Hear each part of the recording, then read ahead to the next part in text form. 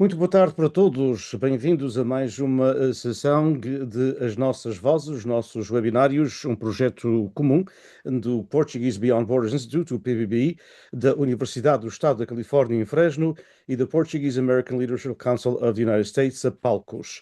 Bem-vindos a todos que nos acompanham. Muito boa tarde, também já boa noite aqui na Califórnia, apesar de estarmos num horário diferente dos nossos amigos da Costa Leste.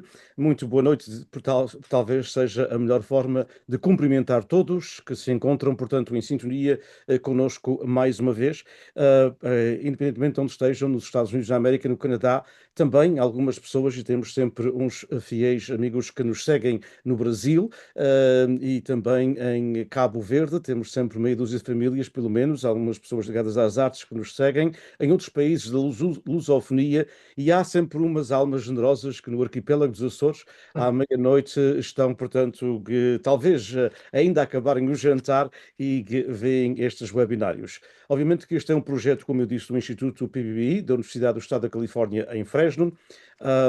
Já agora estamos muito felizes, obviamente, com todos os nossos interlocutores, mas particularmente com o nosso convidado desta noite, porque o PBBI foi também um produto dele. E, portanto, é muito grato tê-lo aqui na nossa companhia e, obviamente, também tem sido um apoiante e já reconhecido também por os seus contributos para a língua e cultura portuguesa pela Palcos. Entretanto, eu gostaria de vos dizer que este é o nosso último webinário para este ano de 2025, que para além de eles serem aqui ao vivo no Facebook Live e também na Zoom, também temos, obviamente, um arquivo no nosso canal do YouTube e ficam arquivados também no nosso arquivo digital das histórias orais do PBBI na Universidade do Estado da Califórnia, em Fresno. Em nome do meu amigo e co-moderador Ilídio Pereira, portanto, que é Vice-Chair da Palcos, bem-vindos a todos mais uma vez que nos acompanham, independentemente de onde estejam, e as nossas boas-vindas ao nosso ilustre convidado desta noite. Como sempre, já é uma tradição, passo a bola em termos desportivos, para honrar o nosso Futebol Clube do Porto, passo a bola ao meu amigo e co-diretor destes webinários e Vice-Chair da Palcos, Ilídio Pereira, para dar as boas-vindas formais ao nosso convidado e fazer a primeira pergunta. Muito obrigado, Luís. Doutor Duarte Silva, queremos dar-lhe as boas-vindas a esta série, As Nossas Vozes, da Palcos e do PBBI, como disse o nosso querido amigo Dinis Borges. Agradecemos muito a sua presença e, como é habitual, o nosso primeiro tópico é pedir-lhe mais ou menos uma breve nota biográfica. Quem é Duarte Silva? E fales um pouco também do seu percurso como imigrante nos Estados Unidos. Faça favor, doutor. Muito boa tarde ou muito boa noite, colega Dinis, senhor Vice-Presidente Ilídio Pereira. É com grande prazer que me encontro aqui esta noite e fico grato pelo convite. Quem é Duarte Silva? Muitas vezes depende do contexto em que me encontro, não é? Porque todos nós fazemos vários papéis em vários contextos, tanto como na nossa vida pessoal como na nossa vida profissional. Mas, primeiro que tudo, como perguntou a pergunta, sou um imigrante português, açoriano, sou natural da ilha de São Jorge, nasci na freguesia de Norte Grande, também na feijão correspondente à freguesia de Norte Grande é a feijão do Ouvidor, onde normalmente volto todos os verões para passar uns tempos lá, na casa da família lá. Emigrei para os Estados Unidos com a minha família em 1966, quer dizer que já tenho aqui um par de anos aqui nos Estados Unidos e especificamente aqui na Califórnia. Ah, Era o maior de quatro irmãos. Emigrei com a idade de 14 anos, apenas tinha a quarta classe lá e estava no percurso de estudar para o antigo exame de admissão, que era o exame de admissão Exatamente. para seguir os estudos secundários lá na Ilha de São Jorge. Claro, naquele tempo em São Jorge não havia preparação tinha que ter sido feita com um tutor ou com um professor privado e estava neste processo.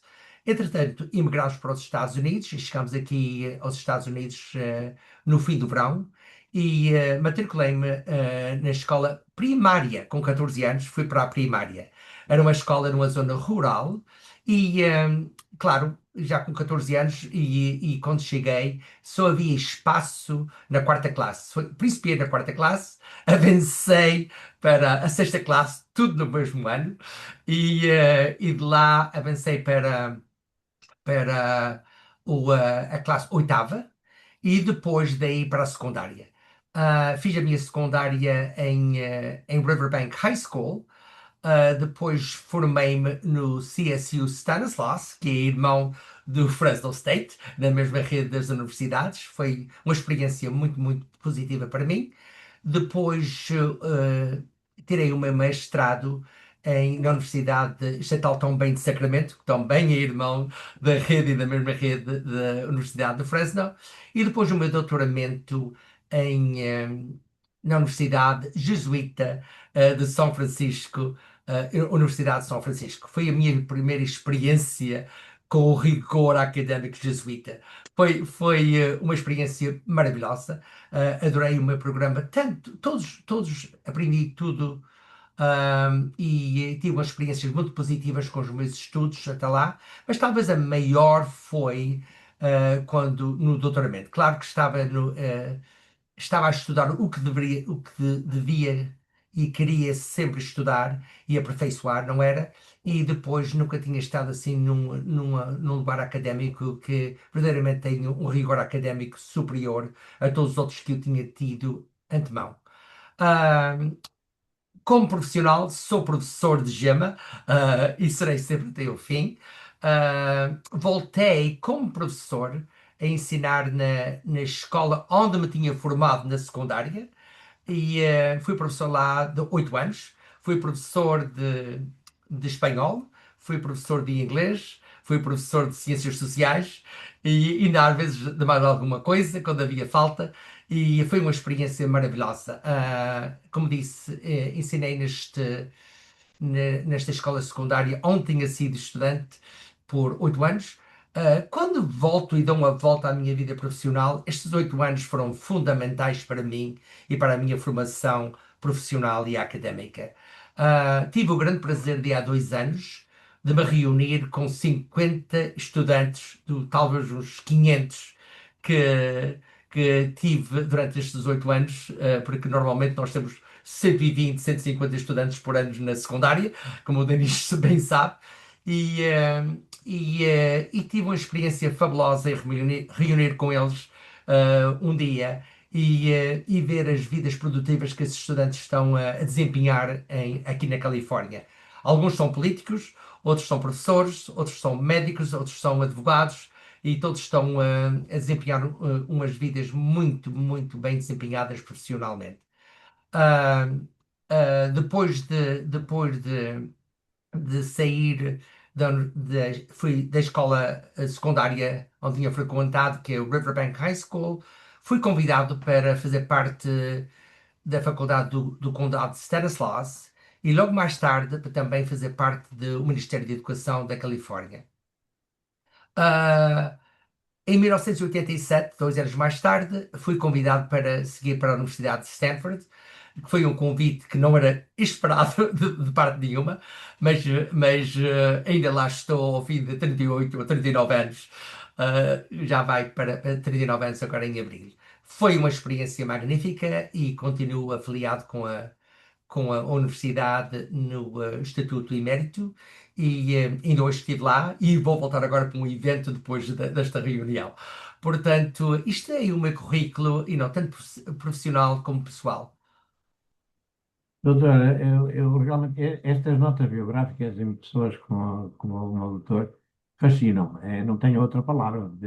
E digo porquê? Porque o nosso querido amigo Diniz também veio, não veio bebé, mas também não tinha ainda idade suficiente para dizer eu quero ir, eu quero fazer isto e aquilo. Exato, E o doutor teve aquilo que eu realmente já há muito tempo que não ouvi essa palavra, porque eu também a tive, a admissão ao exato, liceu. exato, Chegava só cá à quarta classe e a admissão ao liceu. E isso exato. eu até mesmo entrar no liceu, que depois deve-se recordar que quando chegava ao chamado sétimo ano, que agora chama-se 12º, talvez com menos cadeiras ou menos, Muito. tinha que escolher mais ou menos o que é que se queria ser. Exato. Então, no sétimo ano havia as linhas, e a linha que eu escolhi foi E.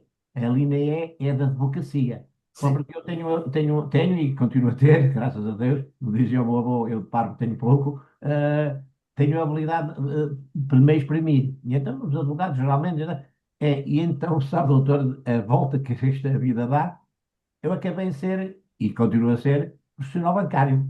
Hum, Tenho três advogados na família, com quem me dou bastante bem. Temos algumas diferenças, graças a Deus, não políticas, mas temos algumas diferenças, mas engraçado. Portanto, eu escolhi para ser advogado e acabei por ser bancário. De vez em quando o nosso amigo Diniz gosta de dizer que o Ilírio ainda continua a ser banqueiro. Não, eu sou bancário.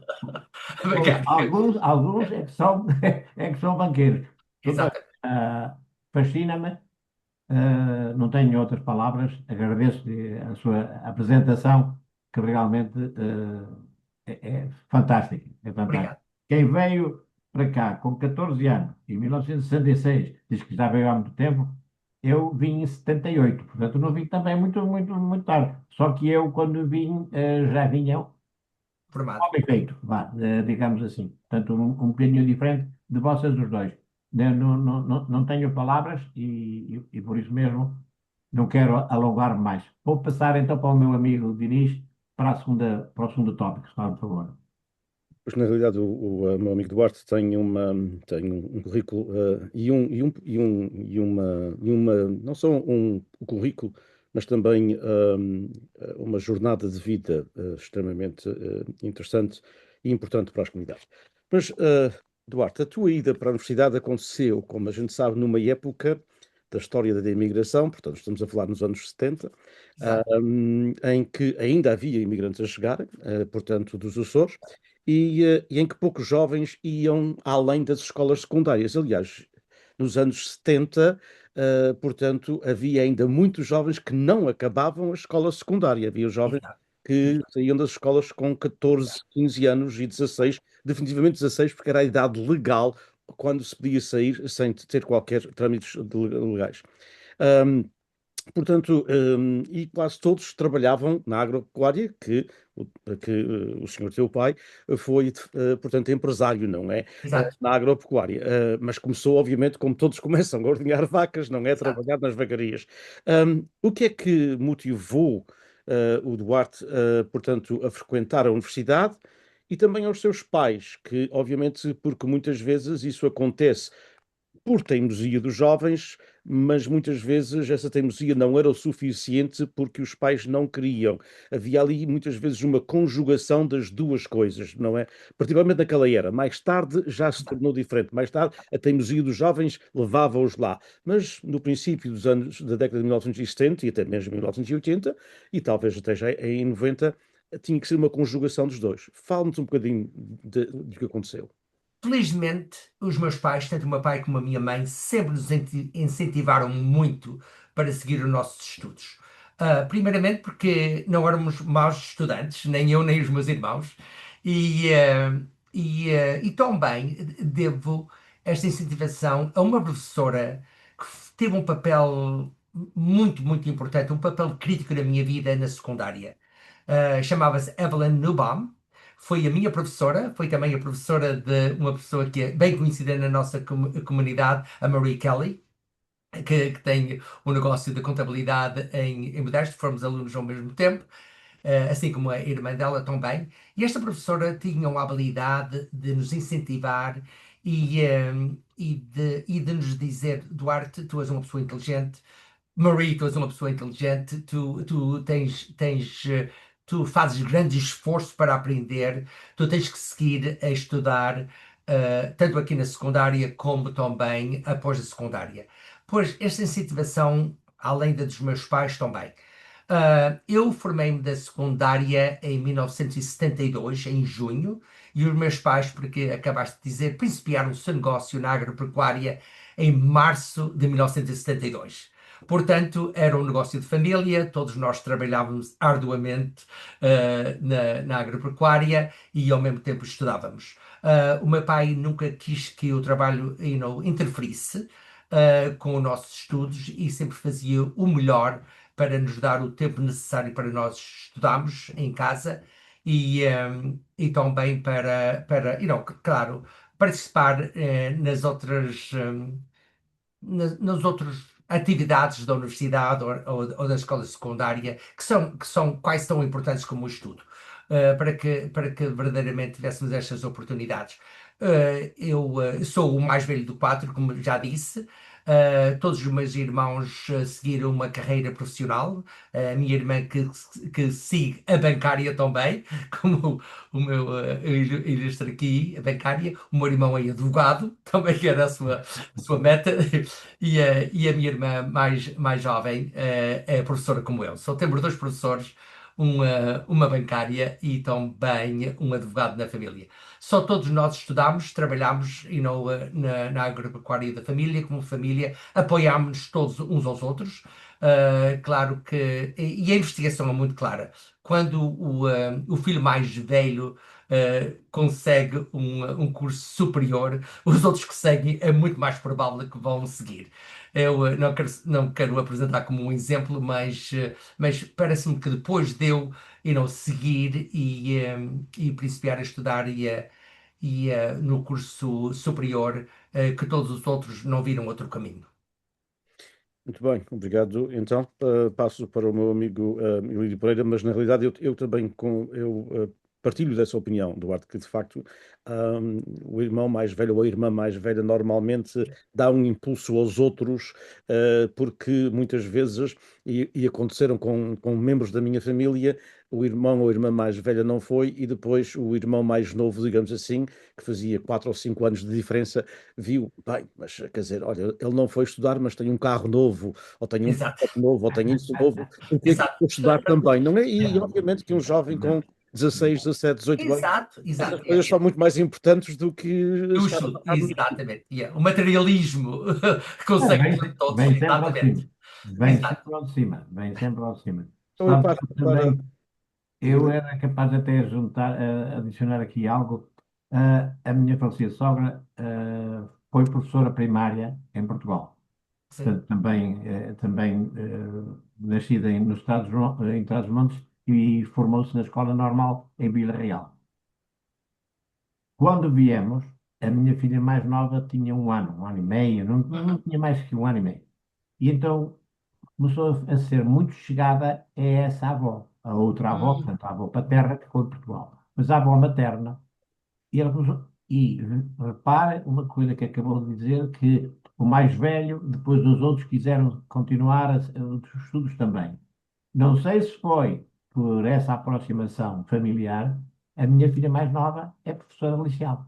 hum, muito bem. Começou também professora primária, só com miúdos, até ao terceiro ano, com deficiências, com deficiências. Mas agora, claro, acordou um bocadinho e então está no liceu, mas seria talvez essa influência ou de estar muito chegado à A avó avó. Uhum. que lhe deu essa inclinação. Que lhe Muito bom. deu, Exato. pelo menos pensamos nós. Não sei se para agradar à avó também quer ser professora. Mas não é bem para agradar, porque vê-se mesmo que ela tem uma inclinação e uma premissa para Exato. ajudar os outros. Exato. Ó, doutor, como é que realmente surgiu essa paixão pelo ensino de línguas? Porque disse há bocadinho que ensinava inglês, inglês espanhol, portanto, quer como professor e quer como formador de professores e docente da prestigiosa Ciências da Educação de prestigiosa Stanford. Não, falou de outros sítios onde esteve, mas Stanford é de Stanford. Fale-nos um pouco sobre o seu percurso na Stanford. Exato. Claro, também um pouco sobre o seu envolvimento nas associações de professores de línguas na Califórnia, mas também nos Estados Unidos. Ex- Pois, eu sempre tive uma grande curiosidade pelos países estrangeiros, pelas línguas, pelas culturas, sempre, sempre, sempre. Eu trato de viajar muito, tenho viajado por várias partes do mundo e cada vez que vou a qualquer parte do mundo nova, sempre aprendo algo muito diferente, sempre trato de compreender bem a cultura, de acrescentar um bocadinho ao meu ser no mundo global, não é? E, portanto, sempre tive esta curiosidade desde jovem, era um sonho, era mesmo um sonho viajar e conhecer outros países. Portanto, as línguas e as culturas tiveram sempre muito ligadas ao meu ser. Uh, uma coisa que eu, como disse, fui professor de espanhol, e não sou professor de português. Muitas pessoas parecem que eu sou professor de português em Stanford, mas nunca fui professor de português porque ainda tenho esta preparação. Mas talvez até tinha gostado de ser. Mas no tempo em que eu estudei, era duas universidades, parece-me só no estado da Califórnia, que ofereciam cursos de português a nível de curso superior. Só nas universidades onde eu estudei não tinham um curso de português. Felizmente, em Stanislaus, agora já temos o curso de português na universidade, e como temos em Fresno, como temos em muitas outras também. Naquele tempo não era assim. Mas portanto, isto foi sempre uma paixão minha. E não conhecer línguas, ensinar línguas. Eu também considero a educação, primeiro, como um direito humano fundamental. Logo a seguir, considero uma língua, uma cultura, um direito humano fundamental.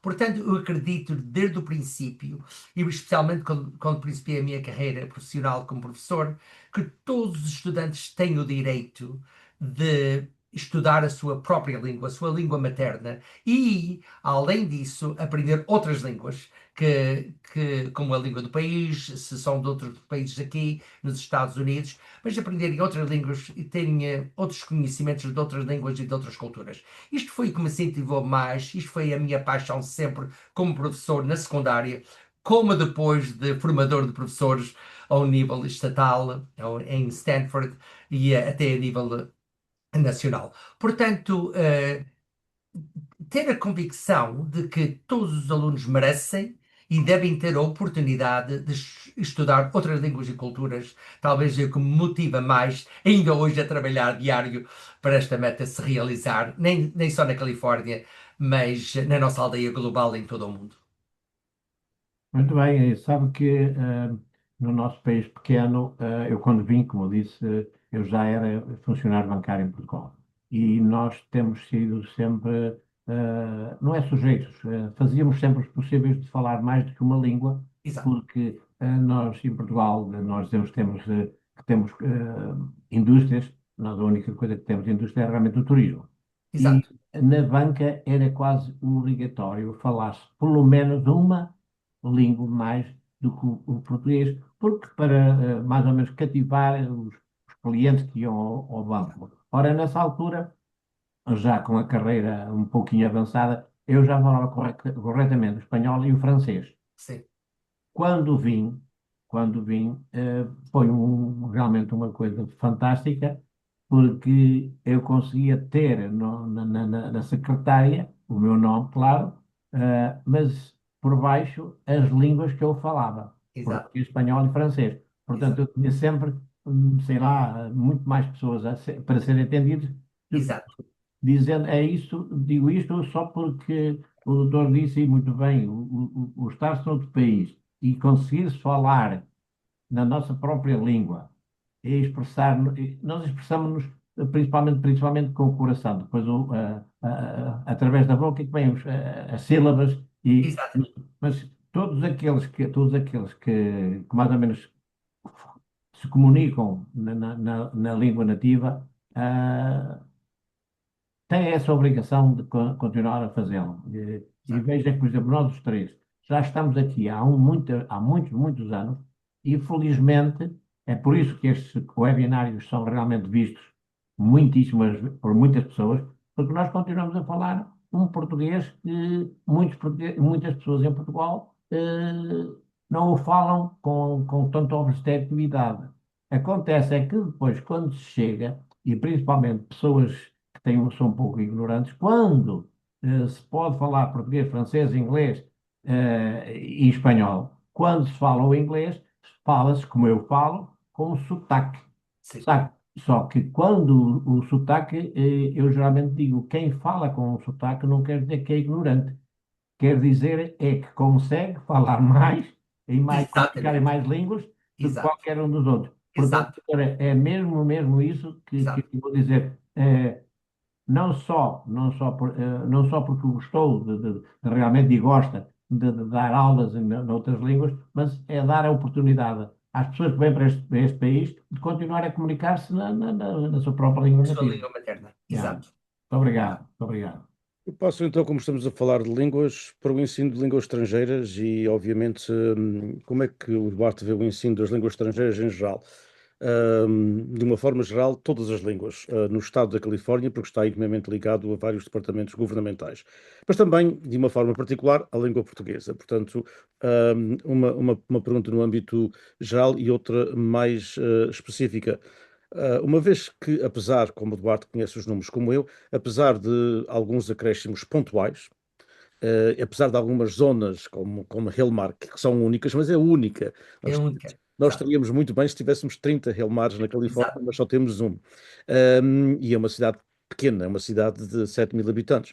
Um, eh, a nossa presença ainda é muito pacata no ensino secundário, que é onde a maioria do ensino, o vasto número de alunos que aprendem uma língua estrangeira aprende, devia ser mais cedo, nós todos sabemos isso é outro debate, mas aprendem aqui na Califórnia é no ensino secundário.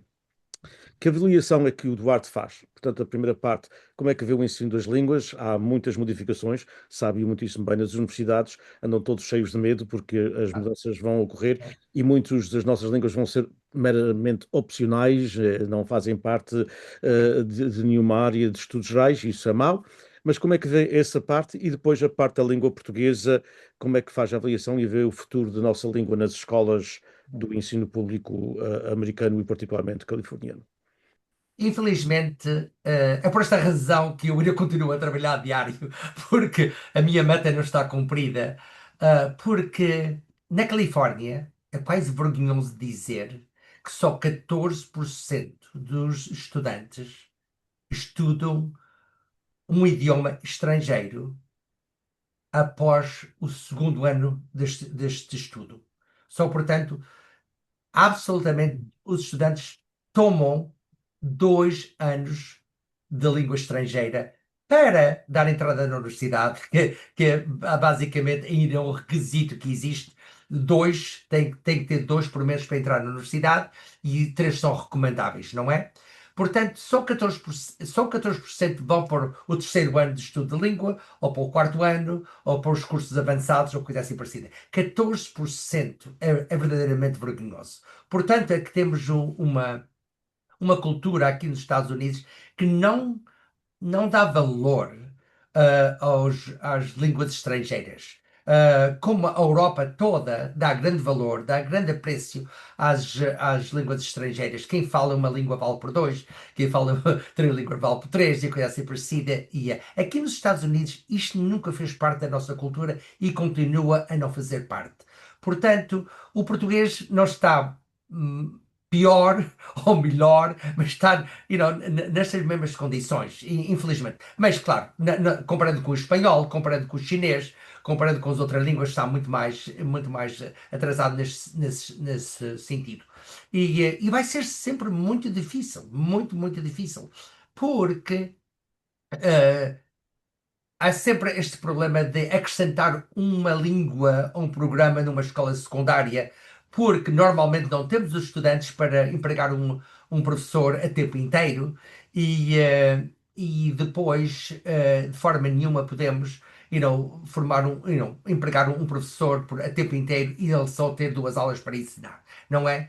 E por isso é que temos que dar a volta a isto e ver o que é que podemos fazer com outras inovações para trazer o português às nossas escolas. Há grande interesse na parte da comunidade, das comunidades. Não se fala com ninguém que não diga não gostavas que o teu filho falasse português, ou até mesmo os jovens não gostavam de falar português, sim gostava. Mas quando chega para implementar os programas, há os fatores todos que o Diniz e todos nós conhecemos tem sido muito, muito difícil. Também tenho que dizer aqui que Portugal não tem incentivado muito Exatamente. o estudo da língua portuguesa no estrangeiro. Eu sei que Portugal não tem o capital que tem outros países, mas quando temos, a China a investir, meio bilhão de dólares por ano no ensino do chinês nos Estados Unidos, e, vê-se o resultado, não é? Que o chinês avançou muito nos últimos 10 anos, embora as nossas relações diplomáticas agora não sejam o melhor, e, os programas, continuam. A China mandava, 500, 600, 700 professores por ano para principiar os cursos nas escolas secundárias pelos primeiros 3 anos. Isto incentivava muito os distritos e as escolas a principiar os programas de chinês. Portanto, o chinês avançou nos últimos 10 anos muito, muito, muito aqui na Califórnia. E até é interessante que a maior porcentagem é nos países do meio da América, o Ohio, Kansas, Kentucky, aumentaram uma grande, grande, grande porcentagem nestes programas de chinês aqui nos Estados Unidos, mas foi um investimento muito, muito grande da parte da China. Portanto, também tenho que dizer também, para ser completamente honesto, o Estado da Califórnia não tem motivado muito o ensino das línguas além do espanhol, além do francês, que também está a diminuir agora, e o alemão. Eram os 3 idiomas que o Estado só investia, tanto na formação de professores como nos incentivos para as escolas principiarem programas desta forma. O que está crescendo ainda na Califórnia são os programas de Dual Immersion, imersão, em que os estudantes, desde o princípio da sua experiência escolar, principiam a aprender as matérias, as disciplinas, em 2 idiomas. Estes programas em espanhol, em chinês, em japonês, em português, até certo ponto na escola de Helmar, que já foi mencionado aqui, mas não é um programa em full-time, na escola de Helmar. Mas é um princípio, é um bom princípio. E temos lá o programa que vai desde o kindergarten até ao 12º. Mas, portanto, o ensino dos idiomas estrangeiros segue muito fraco na Califórnia. Tanto o português como todas as outras línguas. Não se compara nada com a Europa ou com o mundo asiático. Muito obrigado e acho que é aí como se diz em inglês, um perfect segue para a pergunta para o tópico do meu amigo Elídio, que, portanto, vai mesmo lá para um maior comentário teu, neste aspecto, que vamos continuar ainda por mais algum tempo a falar do ensino. Exatamente, exatamente. Eu preparei-me, depois de ler um bocadinho sobre, sobre quem era o Dr. Duarte Silva, eh, tive a curiosidade e se me permitem, esteve aqui em Newark e na área do Norte uma conceituada jornalista da televisão portuguesa, Fátima Campos Freire, e ela disse: há um lapso enorme dos portugueses em Portugal porque não conhecem a sua própria diáspora. Exato. Ora, depois de eu ouvir a sua nota biográfica e de ouvir tudo que tenho do seu envolvimento, eu concordo mais do que 100% com o que ela diz. Que ele diz ela também, que os que estão em fora são, em muitos casos, pessoas com grandes contributos para as sociedades onde se inseram, que é exatamente o caso do doutor Duarte Silva. Eu aproveitei esta partezinha para dizer, porque realmente não só os estadistas, os governantes, o próprio português em Portugal não tem uma pequena noção Exato. de quem é, das pessoas que são importantes. É por isso mesmo que nós temos, já vamos no 3º ano e com certeza não sei até quando é que iremos, esse programa das vozes, as nossas vozes, de pessoas que vivem nos Estados Unidos e que são tão importantes são.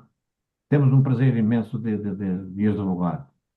Doutor, Esteve muito envolvido na elaboração do plano estratégico para o ensino da língua portuguesa na Califórnia. Eu sei bem que esteve. Fala-nos um pouco sobre esse plano. Foi ou não aproveitado pela comunidade? E como já mais ou menos presumo, e pelo governo português? Muito bem.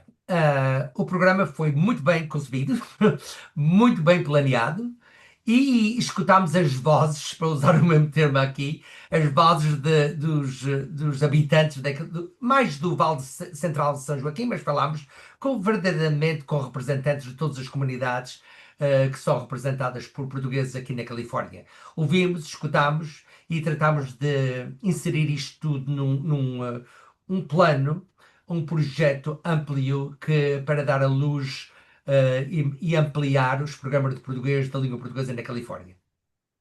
O programa, ou o projeto e o plano têm sido muito bem desempenhado. As vozes fazem parte deste grande plano neste momento, mas claro, ainda não atingiu o seu melhor até o ponto de vista. E para responder à sua última pergunta, penso que nunca foi bem entendido e nunca foi apoiado por Portugal, e nem por algumas das agências de Portugal aqui nos Estados Unidos. E não sei se foi por não perceberem o, um, como vou dizer, o, a projeção que este projeto podia ter em desenvolver as línguas portuguesas, as culturas portuguesas na Califórnia. Foi muito bem concebido, recebemos, e não, como eu estou a dizer, as vozes todas dos vários cantos aqui da Califórnia, reunimos, apurámos as ideias mais salientes para que fossem apresentadas e devolvidas mais, mas infelizmente não teve grande aceite nas instituições portuguesas que têm o dever de apoiar a língua portuguesa e também por os nossos agências consulares aqui nos Estados Unidos. Eu penso que ainda há oportunidade de apoiar estes projetos, porque temos ali projeto para muitos anos, está a perceber? Mas, e claro, várias coisas têm acontecido sobre este plano, mas podia ter sido muito mais bem aproveitado e podia ter tido outro desenvolvimento na nossa comunidade. E eu penso que seguimos ainda com algumas metas e alguns projetos dentro deste mesmo projeto que parecem que vão dar à luz mais frutos para tratar de inserir a língua portuguesa no nosso programa, especialmente na secundária aqui na Califórnia. Pois, muito bem, muito obrigado.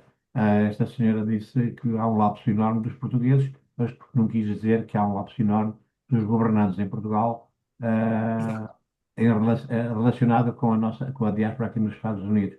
A diáspora portuguesa nos Estados Unidos tem uma força fantástica e que não é muito admitida por eles, porque, não sendo no dia 9 e 10 de junho, quando nas fotografias que tiram com o doutor quando vão à Califórnia, ele já nos interessa assim muito. Do meu ponto de vista, falta de um plano de colaboração estratégico para apoiar a língua e a cultura portuguesa. E este plano tem que ser feito em colaboração. Nem as agências consulares podem o fazer sozinhas, o Instituto de Camões não pode fazer sozinho, a FLAD não pode fazer sozinho. Tem que haver um projeto amplo e bastante, que traga os recursos, que são poucos sempre, não é? De todas estas agências e só com um enfoque que seja para promover a língua e a cultura portuguesa nos Estados Unidos, mas tem que ser colaborativo por natureza. Doutor, a colaboração é como uma parceria, porque eu sou bancário. As parcerias são feitas com pessoas que nos entendem e que querem que a parceria Exatamente, exato, continue. E a colaboração exatamente. é exatamente a mesma coisa. Yeah. Muito obrigado. Meu amigo Diniz, Eu passo então a continuar, portanto, a questão do ensino, e só que o meu amigo Duarte Silva é diplomata. Ele deveria ter sido diplomata, porque essas de culturas carreira, têm uma grande diplomacia. Não, não, não, não. Eu que sou consulário não tenho diplomacia nenhuma. E, portanto, uma das maiores traições ao plano estratégico de língua e cultura portuguesa para a Califórnia, que o Duarte e outros como eu também trabalhamos muito, e como ele disse muito bem, portanto, foi vastíssimo no Vale de São Joaquim, mas também tivemos uma sessão com 28 pessoas em San Diego, uma Exato. sessão em São José com quase 100 pessoas. Exato. Portanto, vimos de facto todas Foi na realidade que o momento em que ele foi lançado em Sacramento foi a vinda do Sr. Primeiro-Ministro António Costa. Nada do Sr. Primeiro-Ministro, porque ele tem outras coisas e ele faz aquilo que os assessores lhe põem, não. Exato. Mas essas agências todas que o Duarte falou Sim. vetaram tudo e todo o nosso esforço para que o plano fosse apresentado Sim. na Assembleia da Califórnia com o Sr. Primeiro-Ministro. Se isso tem acontecido, portanto, a língua portuguesa tinha automaticamente outra projeção Tinha. perante os Exato. legisladores do Estado da Califórnia que estavam Exato. lá. Portanto, Exato. Exato. optamos por fazer. Não é, Foi o que nós chamamos uma miss opportunity. foi Foi. E é tal coisa, é tal. Não há um plano estratégico e há sempre aquela questão de que nós somos o Instituto Camões ou o Instituto A, B ou C ou D e nós é que sabemos como é que se ensina a língua portuguesa no O problema é estrangeiro. todo isso. Exatamente. Bem, Exato. mas o Duarte também esteve muito envolvido através do seu trabalho a nível nacional para o ensino de línguas no programa Start Talk, que Exato. infelizmente levou uma machadada durante a primeira administração do presidente Donald Trump. Exato. E qual é a sua opinião sobre esse programa e que benefícios é que ele trazia à língua portuguesa?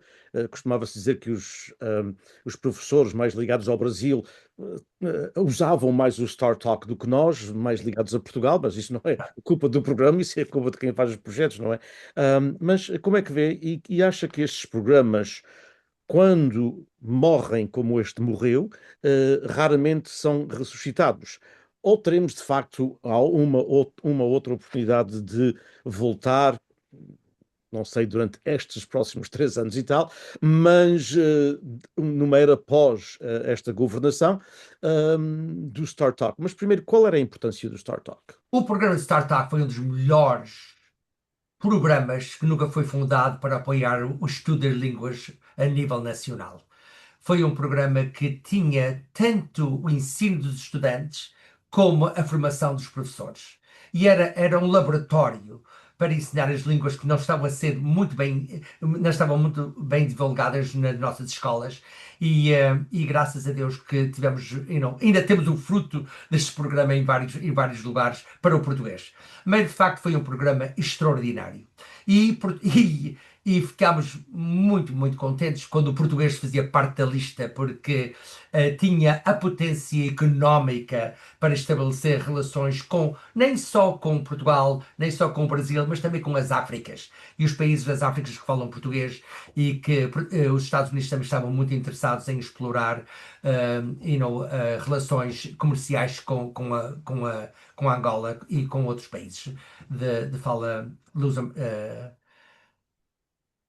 E o programa desenvolveu-se, os currículos foram desenvolvidos em todas as línguas que faziam parte do StarTalk e os programas, as propostas vinham, era dos distritos escolares ou vinham das universidades para a formação dos professores e coisa assim parecida.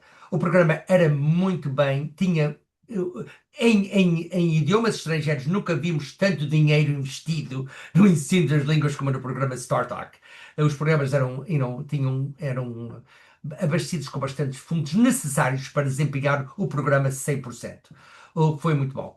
Portanto, infelizmente, principiaram-se os programas, principiou-se o programa de português no Texas, na Flórida, deixa ver aqui, em Utah, que ainda estão a florir lá. Claro, aqui na Califórnia, o mais distinto e talvez o melhor entre os programas foi o programa de Elmar, graças à visão da Superintendente Isabel Cabral, as professoras de lá, Maria Salvador, Adriana Gomes e a Cecília Areias, a diretora do currículo, desenvolveu-se um programa muito bem desenvolvido, que ficou um programa modelo para o português a nível nacional. E que continua até hoje. Os programas de Dual Immersion em Utah seguem hoje, seguem fortes, mais virados para o Brasil. Os programas de Texas também mais virados para o Brasil. Mas eu tenho que dizer que até temos uma parceria 100% com os nossos irmãos do Brasil, e parece que o português nunca vai desenvolver ao nível que queremos que ele desenvolva aqui nos Estados Unidos. É uma potência, é 200 milhões contra 10 milhões de pessoas. As pessoas, os estudantes jovens estão muito virados para o Brasil pelo desporto, pela música e por outras atrações que lhe atraem neste momento. Mas também, quando lhe apresentamos o português e as culturas dos outros países, eles também ficam muito, muito entusiasmados no estudo da língua portuguesa. E claro, tudo vai com a preparação dos professores para poder apresentar o português nas diásporas em todos em que é falado, não é? Portanto, infelizmente, na administração de Trump, na primeira administração, o programa português foi retirado. Temos não confirmado, e vou repetir, não confirmado, que até foi um político português muito, muito na administração que pedia que o português saísse da lista do programa de StarTalk. Nunca foi afirmado, mas quando tratamos de contactar a embaixada para tratar de defender, porque o português que devia estar na lista e coisa assim parecida, deu-nos a perceber que havia qualquer entendimento entre a embaixada e alguns políticos, o político português que de facto parece ter. O que acontece é, quando eu comuniquei diretamente com o administrador do StarTalk e apresentei que estava, bastante triste que o programa, a língua portuguesa tinha desaparecido do programa StarTalk, disseram-me que bastava um político português fazer um telefonema só e o programa seria restaurado no mesmo dia, se não fosse na mesma hora. Portanto, é um bocado, a gente não sabemos bem o que é que aconteceu, mas o que acontece é que perder o português da lista dos programas de StarTalk, que ainda existe hoje, em russo, em árabe e outras línguas, chinês, coreano, mas infelizmente não existe em português. Se vão voltar, eu penso que não. Eu penso que nesta época, para acrescentar uma língua ao programa de Startup ia ser muito, muito difícil. E eu não sei se íamos ter o apoio político para restaurar o português nas línguas do Startup. Não. Vamos ter outros programas? Eu penso que não também. Porque, como sabemos, o Ministério da Educação está a ser reduzido a zero. Ok? E, portanto, as funções dos programas do Ministério da Educação estão a ser repartidas por outros ministérios, não é? E quase todos estão para o Ministério do Trabalho. O que me preocupa muito, muito, muito, porque a educação é muito mais mesmo, do que preparar os estudantes para o mundo de trabalho. Nós queremos preparar os estudantes que sejam bem preparados e que possam analisar a sua realidade, analisar os sistemas políticos, analisar tudo o que tem que ver com o seu papel na sociedade e não só os preparar para o mundo de trabalho. Só, portanto, é muito provável que o Departamento de Educação, ou como nós chamamos aqui, ou o Ministério de Educação, desapareça nesta administração. Neste momento, ainda parece-me que não temos os votos necessários para fechar o Ministério de Educação, e oxalá que não. Porque eu vejo uma coisa muito triste numa sociedade abolir o Ministério da Educação. A educação é fundamental para todas as disciplinas, é fundamental para todas as profissões, é fundamental na nossa vida, é fundamental na democracia de um país e, portanto, eu vejo que abolir o Ministério da Educação é uma das coisas mais trágicas que nunca aconteceu na nossa sociedade. Eduardo, só para acrescentar ou para pedir que acrescentes, hum, não é mero boato, ou seja, o que eu ouço com colegas com quem falo no Sim. Fresno State, e que falavam, por exemplo, na primeira administração do presidente Trump, na primeira administração falavam mais, isso não vai acontecer, agora estão genuinamente preocupados. Já está. Já 70% do pessoal já foi despedido e a ministra de Educação, a Linda McMahon, está dia a dia a fechar e as funções estão a ser transferidas. Umas poucas para o Departamento do Estado, o Ministério do Estado, o que faz sentido em certas coisas, na diplomacia, coisa assim parecida. Eu até gostava que tivesse ido tudo se era para transferir para o Departamento de Estado e não o Departamento do Trabalho. Não, está para fechar. Não, o que acontece é, não pode fechar por executive order, por ordem executiva, não pode. Tem que ter o apoio do Congresso. E neste momento, eu estou a trabalhar dia e noite neste assunto. E neste momento, eu penso que não temos os votos no Congresso para fechar ou abolir o Ministério da Educação. E oxalá que não. Pois. Mas tudo depende do que acontecer em E, novembro. e esperamos que vai para melhor. É, em Esperamos. 2026, na realidade. Exato. Passo então para o meu colega e amigo Lídio Pereira, para a próxima questão. Eu sei que o debate tem um outro compromisso e nós vamos tentar ser fiéis ao horário. Exatamente. Doutor, um dos temas que temos sempre trazido à baila, como se costuma dizer na gíria, ah, na nossa diáspora, são os serviços consulares. Eu sei que, ou sabemos nós, que durante a sua vida também ajudou muitas pessoas com serviços consulares, particularmente americanos, interessados em Portugal. Qual foi, na realidade, a sua receptividade dos serviços consulares no passado? E como é que vê, se consegue realmente ver esses serviços hoje? Sim, eu, além de ser professor, tenho sido notário público por quase 50 anos também. E a razão que de facto me habilitei a ser notário público foi para ajudar a comunidade com os serviços de imigração.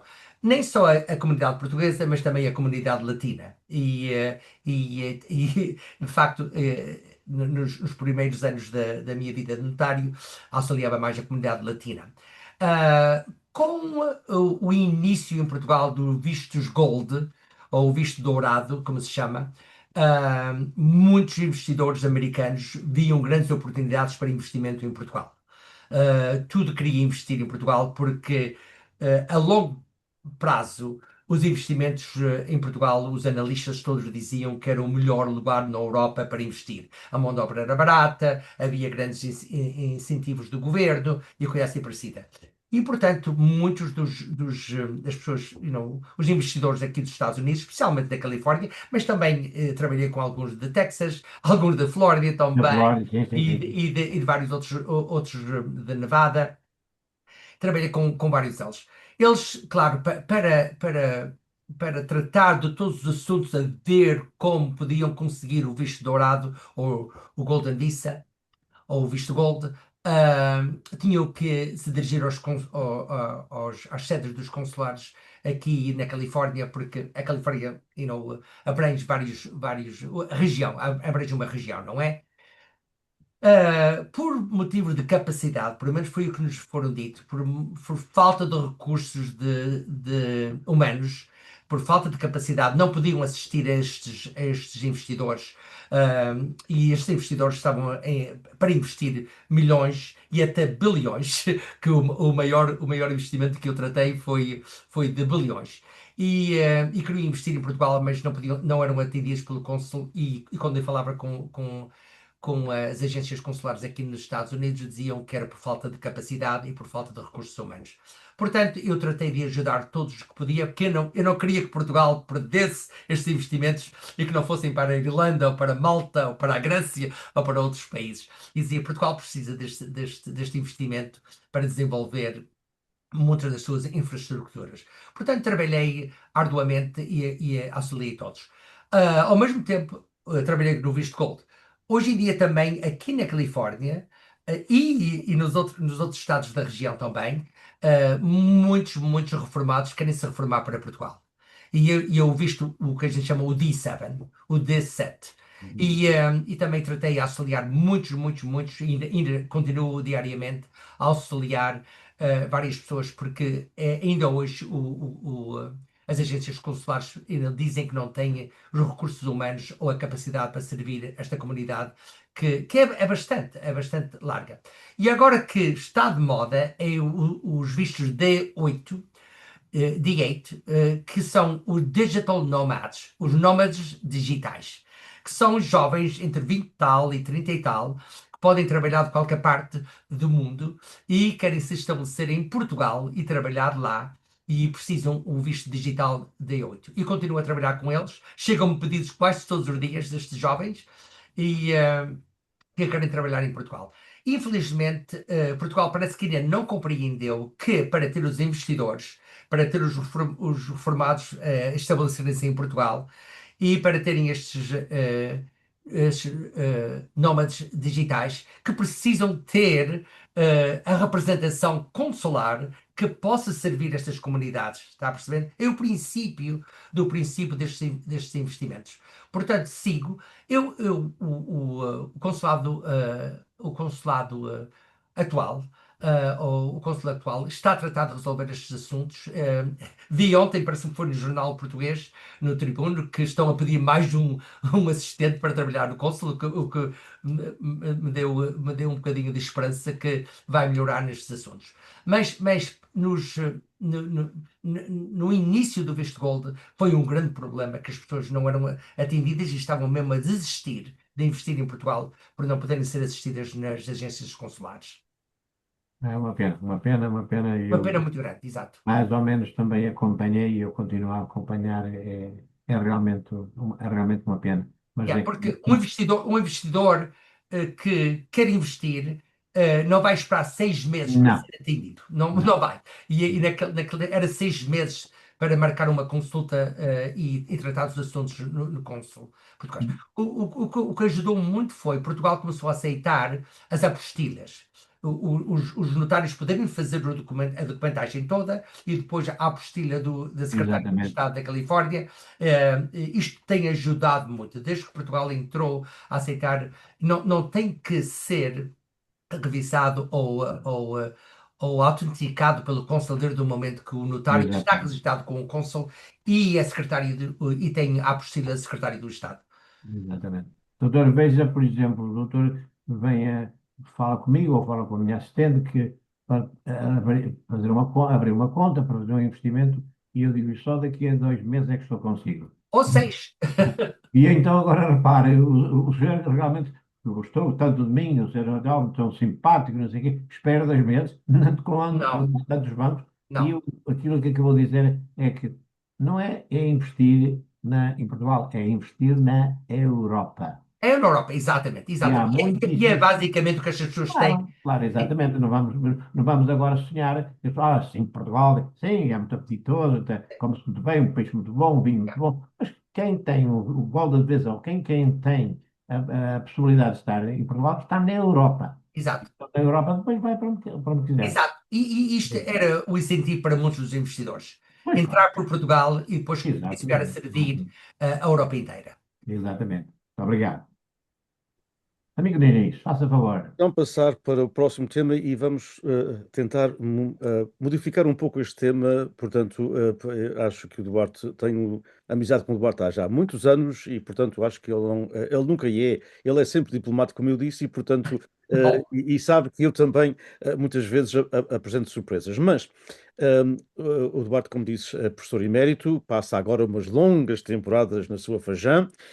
Portanto, a Fajã não é dele, mas a casa mais bonita da Fajã é dele. não, não, não, não. É da E família, é da família. família, e na sua ilha natal, portanto, na ilha de São Jorge. A primeira parte vai ser a última. Portanto, saber exatamente como é que vê a sua aproximação agora com mais permanência, digamos assim, na sua ilha de origem, porque, obviamente, eu sei que ia lá com frequência, mas não ia lá por 3 nem 6 meses quando Não. estava profissional. E agora está a acontecer, e está a acontecer com muitas outras pessoas, como disse, pessoas que se querem jubilar em Portugal, pessoas que querem pensar, que querem voltar definitivamente, mas fale-nos um pouco dessa sua experiência e depois fale-nos um pouco de algo que, aliás, a Palcos mandou hoje um alerta, digamos assim, que é o chamado Exclusive Citizenship Act Hum, 2020, hum. que é um plano, portanto, apresentado, um projeto de lei, apresentado no Senado pelo senador Bernie Moreno, que não tem mais nada Moreno. a fazer, pelo que Exato. parece.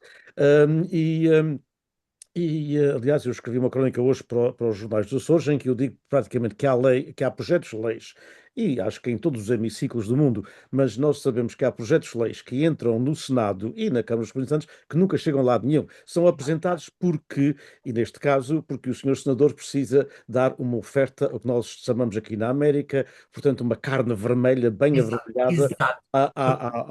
ao seu eleitorado. E, Exato. portanto, mas não deixa de ser um perigo, não É deixa de um ser um perigo, mesmo que não passe, não é?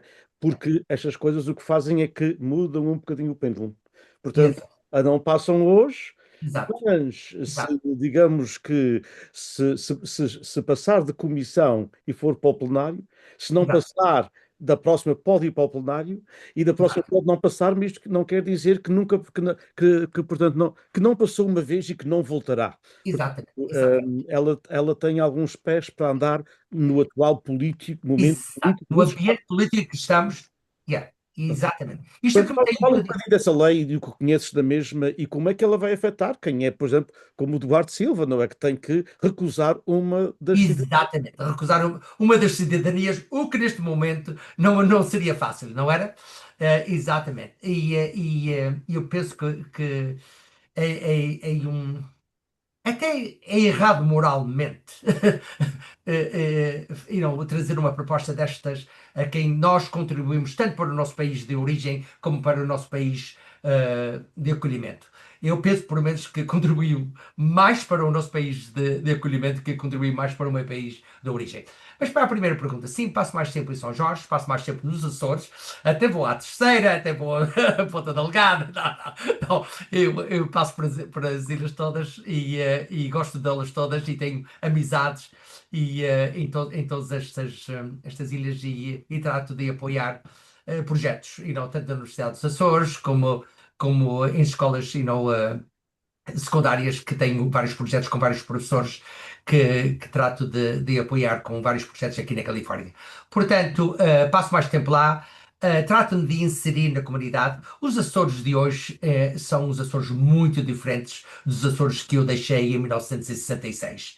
Há muitas, muitas oportunidades para os jovens, embora os jovens, alguns não aproveitam todas as oportunidades e os outros que as aproveitem, quando se formam, saem do país. Nem só saem dos Açores, não voltam para os Açores, até saem de Portugal e vão para o estrangeiro praticar a sua profissão, porque dá outras oportunidades.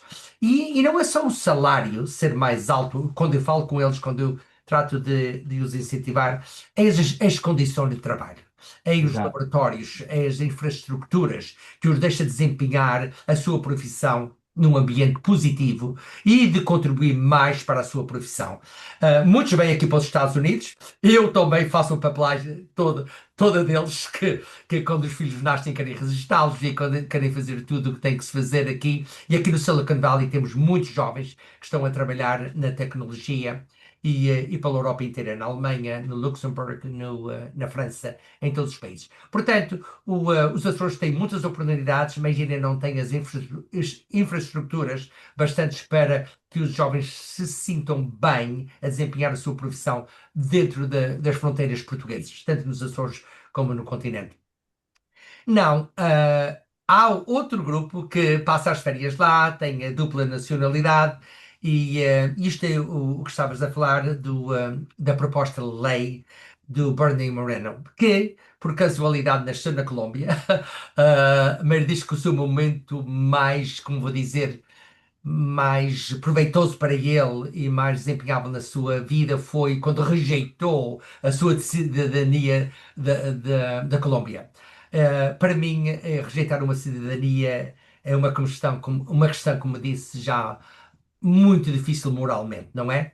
Porque é difícil mesmo os nossos valores, a nossa cultura, rejeitá-la a qualquer momento. E também a nossa cultura do nosso país de acolhimento, porque fazemos parte das duas partes e isto enriquece os dois países. Sermos a cidadania dupla enriquece Portugal enriquece os Estados Unidos ou qualquer outro país que tenha a cidadania dupla. Eu não sei esta proposta de lei até aonde vai chegar. O contexto, hoje em dia, aqui nos Estados Unidos, a maioria no Senado, a maioria na Assembleia, preocupa-me. Um bocado. E era melhor que não avançasse para nenhuma destas, seria a melhor opção. E tratar de falar com os nossos congressistas todos, todos a dizer que um congressista não leva uma proposta de lei a cabo. Não há dúvida. Normalmente a proposta vem do congressista e depois juntam-se, não, 10, 20, 30, 40, 50 à proposta, não é? E quantos mais congressistas se juntam à proposta, mais oportunidade esta proposta tem de passar. Só, portanto, se eu tenho um comentário para fazer à nossa comunidade, é imediatamente tratarem de falar com todos os seus representantes, com todos os seus congressistas e dizerem se não estão de acordo e não querem perder a sua cidadania dupla com Portugal, que devem contactar os seus e dizer, por favor, não apoie esta proposta. Porque o senador Bernie Moreno, embora tenha grandes ambições políticas, se ninguém se ligar e fizer uma coligação com ele nesta proposta, a proposta morre mesmo antes de ser entregue na Assembleia ou no Senado. Portanto, a hora certa é agora, da gente todos tratar, especialmente nós sabemos que muitos representantes do Vale de São Joaquim, que são do partido que está atualmente na Casa Branca, que podiam contactar já imediatamente os seus congressistas, e estes congressistas têm maior peso nesta altura. Portanto, seria muito bom se todos contactassem com eles e se eles estão de acordo, se querem que a sua dupla cidadania permaneça e não ter que a rejeitar, seria a hora oportuna de o fazer. Uma follow-up, como se diz em inglês, Duarte, e o aspecto negativo Sim, de se passar, quer dizer, esqueçamos o aspecto negativo para a comunidade portuguesa exato. e para todas as comunidades, E todas as comunidades, todas as comunidades. todas as comunidades, porque o nosso mal é sempre assim, o nosso mal É. da comunidade portuguesa esta lei é mais para os Não, mexicanos, não, não. esta lei é mais Abrange todos. para É os global. é um bocadinho global, exatamente, e é um assalto à dupla nacionalidade e é um assalto a quem quer pertencer à cidadania dos seus pais, dos seus avós, dos seus bisavós. Ah, mas a minha pergunta tem a ver com como particularmente nos últimos anos da tua apresentação e mesmo antes de tornares professor emérito, já viajavas com mais alguma permanência Frequência. nos Açores, com alguma permanência nos Açores. Isto afetará muito, por exemplo, a região autónoma dos Açores e Muito. Portugal na sua totalidade, porque o menos que falta são imigrantes que não vão voltar a Portugal, Exato, mesmo aqueles que estão reformados, porque aqui é que estão os filhos, os netos e os bisnetos. exato, E exato, se tiverem que optar entre rejeitarem uma cidadania, será a portuguesa. exato, Exatamente. exato, exato. Absolutamente. E a rejeitar. Não vou rejeitar a americana por as razões que acabas de citar, exatamente. E vai ser moralmente muito difícil rejeitar a cidadania portuguesa. Para mim seria uma questão moral muito, muito, muito difícil. Portanto, E afeta economicamente Portugal. é, E afetará economicamente Portugal. oh, muito, afetará muito a economia portuguesa, muito, muito. E sabes que todos os jovens hoje em dia, se há outra parte que eu estou a trabalhar duro e forte, é jovens em todas as idades, mas que querem a cidadania através dos avós, através dos pais, todos os dias chega pedidos desta natureza. E, portanto, às vezes parece todo mundo quer ser português nesta altura.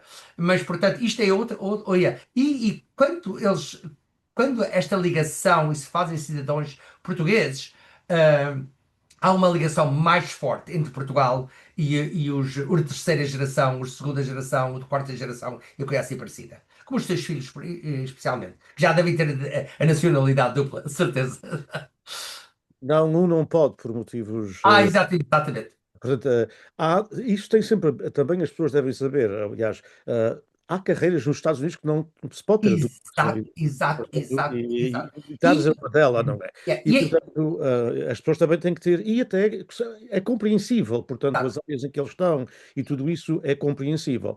yeah, Mas isto não foi uma lei para isso, não é? Porque há uma outra proposta de lei. Ah, Acho que não, ainda não é proposta, mas é uma proposta de um congressista que é para que os que servem no governo, quem for eleito para, exato, portanto, exato. e essa vem da Câmara dos Representantes, que não pode ter cidadania de outro país. Exatamente, exatamente. E também, falamos no Startup Program. O Startup Program atualmente, e por isso é que eu não estou muito envolvido com o programa neste momento, é que todos os alunos e os professores que participam no programa Startup, agora nesta administração, têm que ser cidadãos. Têm que ser cidadãos americanos. Ok? Portanto, isto é uma ideia que está a abranger muito, muito, muito das nossas instituições neste É, exatamente. Mas nós, na comunidade portuguesa, não, como dizia a minha avó, não nos devemos lembrar de Santa Bárbara só quando faz trovão. momento. Exatamente, Ai, o exato, problema é esse. O problema é esse. exato, E muitas vezes nós, inadvertidamente, sem pensarmos, recolhermos aquilo que plantamos, não é? exato. Temos que ter estas duas coisas em consideração. Yeah. Mas, para terminar, passo para o meu amigo Elídio Pereira. Ele tem sempre, como sempre, a última questão. Ele é sempre o Ah, primeiro a falar e o último a falar. muito bem. Portanto, o Elídio é que Eu vai. vou dizer, é que a antiguidade, ó, doutor, a antiguidade é um pouco. A antiguidade é um Somos pouco. mais ou menos Tem os todos seus assim. méritos, não é? Tem os seus méritos. É Exato, mesmo. exato. Não, deixe-me só dizer, por exemplo, veja o que esta proposta de lei poderia afetar o Ilírio, a família do Ilírio. Sim, sim, Os nossos netos são os únicos que são americanos. claro. A minha mulher, as minhas filhas, todos os meus cunhados, são todos luso-americanos. Sim, Portanto, veja só aqui. Agora, quando dizem, com certeza não vai passar, quer dizer, o brasileiro tem uma expressão que é muito engraçada. Não há fogaça sem fumo. exato. Exato. E Yeah. isso, Eu não estou convencido que não passa ainda. E por isso é que estamos a fazer grande esforço. né, tem que haver realmente um grande esforço. E essa de, se eu se lembrar da Santa Bárbara quando Torveja, eu fui criado pelos meus avós e quando havia uma trovoada, a minha avó mandava-me pôr na Santa Bárbara junto à janela, num prego que tínhamos lá, e então realmente era só quando trovava. Exato. Doutor, por último, resta-nos realmente agradecer a sua presença, dar-lhe os parabéns pela sua carreira brilhante, por tudo o que tem feito ao serviço do ensino das línguas e em Portugal, em particular pela sua luta pelo ensino da língua portuguesa. E como docente, imigrante em Stanford, imagino que tenha recebido também muitos dignatários portugueses. Tem alguma história que goste ou gostaria de dizer, de nos dizer? E antes de dizer mais nada, também queria acabar para dizer, além do nosso obrigado, como nos à beira do Natal, eu depois vou-lhe desejar boas festas para si, para a sua excelentíssima família. Obrigado.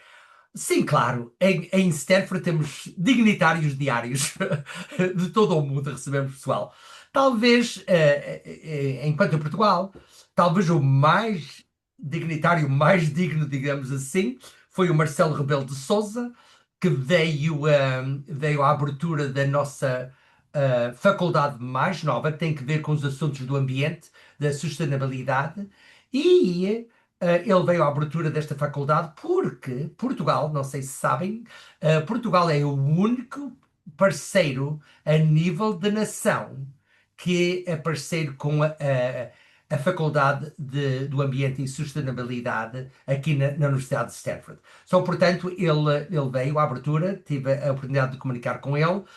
Portugal é um exemplo a nível europeu nestas questões do ambiente e Stanford reconheceu isto e continua. Até se diz que ele, quando terminar agora a sua carreira de presidência, que é capaz de ir passar aqui uns tempos aqui na Universidade de Stanford. Ainda não está nada confirmado, mas é capaz de vir como um fellow, como nós dissemos aqui na mesma faculdade. A outra pessoa que eu recebi com muito gosto foi a infelizmente, a CEO da SATA, a Teresa Gonçalves, que teve uma curta eh, temporada como CEO da SATA, mas ela veio com uma equipa e com um plano que eu, na minha parte e da minha forma de ser, era um plano extraordinário para salvar os Ah, transportes da SATA. E ela é uma pessoa muito hábil e trouxe uma equipa também muito hábil. Eu passou um dia inteiro aqui a consultar os peritos da aviação e tudo tem que ver com as questões do ambiente, que são talvez as mais sérias neste momento para a corporação da SATA. Mas eu encontrei nela uma pessoa extraordinária. Talvez foi uma das que eu encontrasse mais extraordinária, com uma visão exemplar. Infelizmente, 2 meses ou 3 meses mais tarde, tinha planos concretos aqui com a universidade, mandou-me uma mensagem a dizer que se ia despedir no outro dia e que os planos que tinha feito aqui com Stanford eram todos abolidos naquele momento. Portanto, mas gostei, muito dinâmica, uma pessoa muito dinâmica, mas como eu estou a dizer, tem vindo vários ministros, quase sempre vêm para os institutos de economia e para outros a Faculdade de Direito também, e só temos recebido muitos dignitários de Portugal, como de todo o mundo, e são sempre bem recebidos. E a Universidade tem uma missão, vou dizer assim, de sempre colaborar com todos que lhe pedem auxílio para salvar as questões mais difíceis do mundo. Portanto, isto está escrito no emblema da Universidade. E a Universidade sempre tem as portas abertas para colaborar com o mundo inteiro para tratar de resolver os problemas que a sociedade enfrenta. E especialmente temos o Instituto que tem que ver muito com a política de todos os países. E embora e não, nem sempre faço as decisões que estão do meu acordo. Eu parece que a missão está sempre em frente de todas as decisões que fazem quando tratam de colaborar com os outros países ou com dignitários e aceitar estudantes de todo o mundo. Temos tido vários estudantes dentro da nossa comunidade portuguesa aqui no estado, aqui na Califórnia e dos Estados Unidos, portugueses, e também, claro, de Portugal continental e mais estudantes a nível de graduados, não é? Os que vêm de Portugal. E na nossa faculdade de Medicina, normalmente temos sempre médicos a aperfeiçoar e a tirar cursos de aperfeiçoamento aqui na Universidade de Stanford. muito bem, muito bem. Já tenho a certeza absoluta que tem um selfie com o Sr. Presidente. Quando o Sr. Presidente vá onde vá, tem que tirar um selfie com as pessoas que o. Portanto, de certeza que O o selfie, Sr. exatamente. Exato. Ó meu amigo Diniz, deixa-me acabar só. Eu queria aproveitar esta oportunidade muito rapidamente para desejar ao doutor e à sua excelentíssima família boas festas, que tudo lhe corra como merece, sei que eu que merece. Obrigado. Muito obrigado por estar connosco aqui. Para si, amigo Diniz, muito obrigado por me incluir sempre neste, e continuar a me dar esta grande oportunidade também de estar moderador nestes webinários. Também boas festas para si e para a sua excelentíssima família. Muito obrigado, doutor. Não tenho palavras, é um prazer incomensurável de ter tido a oportunidade de conhecer. Muito obrigado. Igualmente para mim. E boas festas para si e para a sua família. E que o ano novo seja um ano de paz mundial para todos nós. Muito obrigado. Gostamos muito. Amigo Nós, Diniz, pronto, então, muito obrigado a todos, muito obrigado ao Elídio, obviamente, boas festas para si e para a sua família, muito obrigado ao Duarte, boas festas também para toda a família Silva, e boas festas para aqueles que nos acompanham, portanto, um Feliz Natal e um bom 2026. E muito obrigado ao meu querido amigo Duarte Silva por ter aceito o convite, eu sei que ele tem sempre uma agenda cheia, Sempre apesar um de prazer. estar apresentado, mas por ter, foi bom que a comunidade também o conhecesse, eu sei que ele conhece muita gente na comunidade, mas obviamente deu também a oportunidade das pessoas em outros estados, em outras regiões, de saberem e conhecerem um pouco não só quem é a pessoa, mas também a visão aberta, contemporânea, multicultural, do meu amigo professor doutor Duarte Silva. Para todos que nos acompanharam, mais uma vez, muito obrigado em nome do PBBI, do Instituto Portuguese Beyond Borders Institute, da Universidade do Estado da Califórnia em Fresno, em nome da PALCUS, Portuguese American Leadership Council of the United States. Eu acho que, em nome das duas instituições, também podemos desejar à comunidade em geral e a todos que nos acompanham em língua portuguesa boas festas de Natal e um magnífico 2026. Muito obrigado a todos, muito boa noite. Muito obrigado. Boa Até noite. logo. Boa noite para todos.